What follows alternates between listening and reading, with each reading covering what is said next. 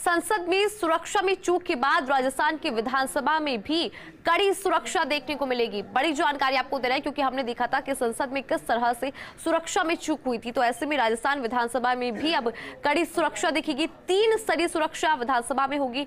आपको बता दें कि विधायकों को सिफारिश पर मिल पाएंगे प्रवेश पत्र। विधायकों की सिफारिश पर तभी मिल पाएंगे प्रवेश पत्र जब तक सुरक्षा अधिकारी सुनिश्चित नहीं कर ले कि आगंतुक का बैकग्राउंड आखिर क्या है। विधानसभा सचिव अधिकृत होंगे अंतिम तौर पर प्रवेश पत्र जारी करने के लिए। वैसे भी स्पीकर डॉक्टर सीपी जोशी के समय सुरक्षा व्यवस्था चाक चौबंद रही थी। 1-2 बार विधायकों के साथ आने वाले लोगों को लेकर जरूर विवाद देखने को मिला था। हथियार साथ लेने को लेकर पहले भी विवाद देखने को मिला था।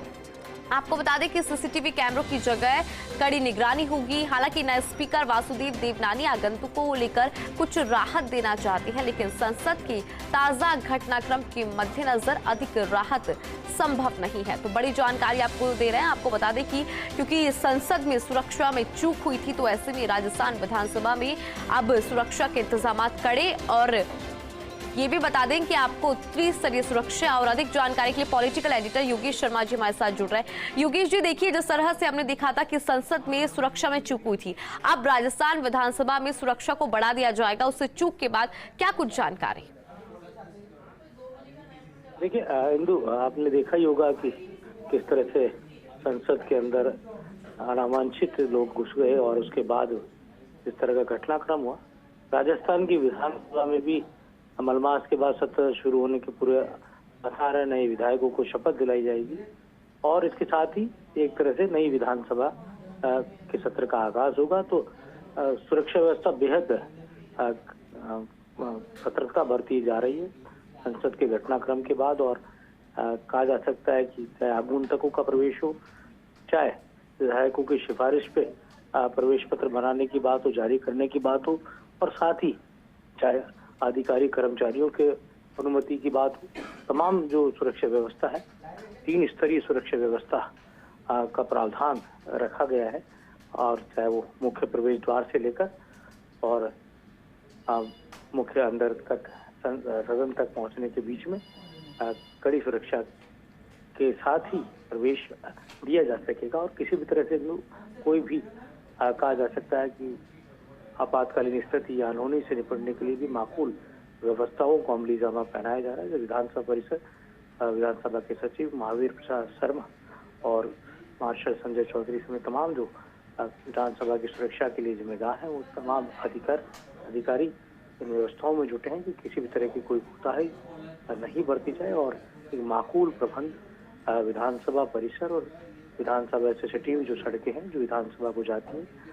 वैसे भी हमेशा अमूमन विधानसभा डॉक्टर सीपी जोशी के कार्यकाल के दौरान भी अनवांटेड लोगों के प्रवेश पर खासी पाबंदी थी और सेलेक्टेड पास जारी किए जाते थे और इसके साथ ही और ध्यान रखा जाता था। लेकिन फिर भी कुछ इस तरह के घटनाक्रम हुए थे जो अनचाहे थे और इस तरह के घटनाक्रम ना हो, कोई भी कहा जा सकता है कि उन तमाम गैलरियों में नहीं जा सके जहां पर उनकी अनुमति नहीं हो।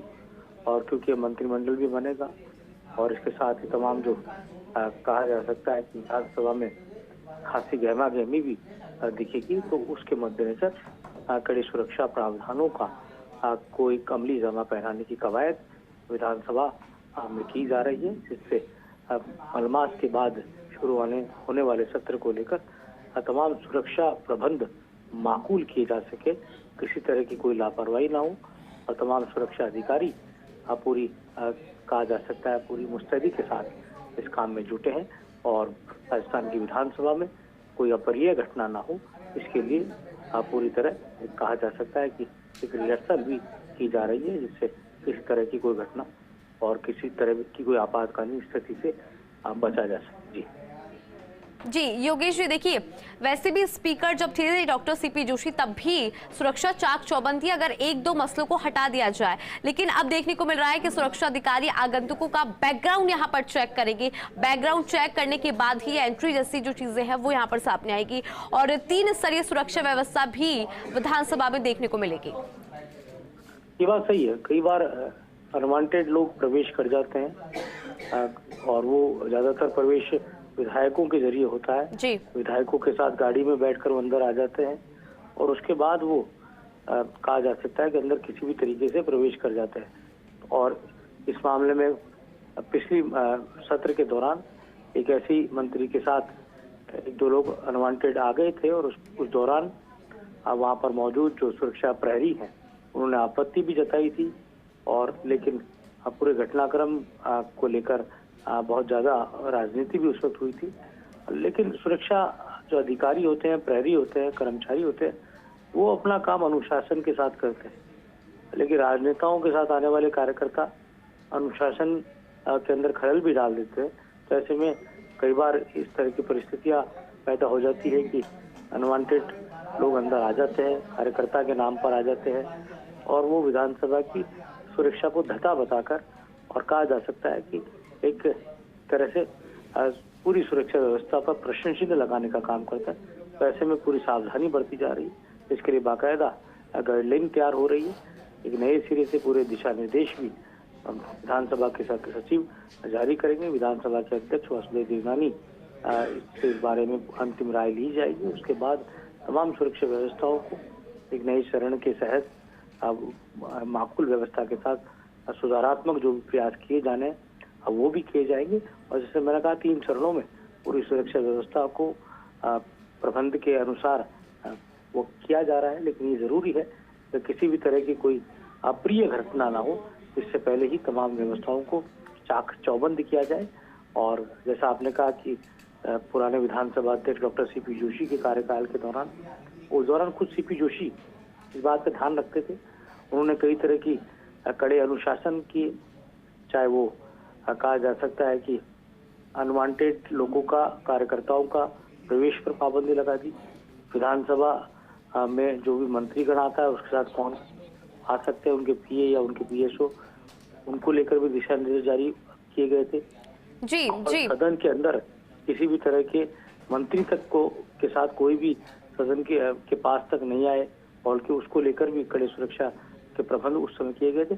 अब उन्हीं के मद्देनजर आगे और कैसे प्रभावी वो तमाम व्यवस्थाएं रहे, ये तमाम चीजों को। चलिए योगेश जी, आपने जानकारी साझा की, बहुत बहुत धन्यवाद आपका। और चलिए